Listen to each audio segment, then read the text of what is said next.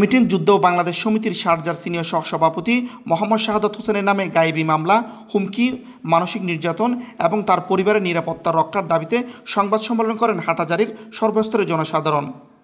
বৃহস্পতিবার সকালে চট্টগ্রাম নগরীর একটি রেস্টুরেন্টে এই সংবাদ সম্মেলন আয়োজন করে। সংবাদ সম্মেলনে লিখিত বক্তব্যে বলা হয়, প্রবাসী ব্যবসায়ী শাহাদাত হোসেন দীর্ঘদিন ধরে প্রবাসে থাকায় কখনো রাজনৈতিক সম্পৃক্ততা হননি।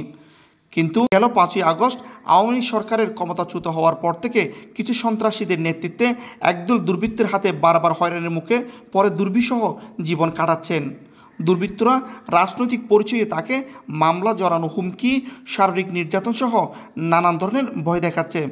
এরই মধ্যে গেল নভেম্বর কোতোয়ালি থানায় দায়ের হওয়া একটি মামলায় শাহাদাত হোসেনকে 30 নম্বর আসামি করা হয়েছে। একই সাথে আরও মামলা জড়ানোর হুমকি দিচ্ছে।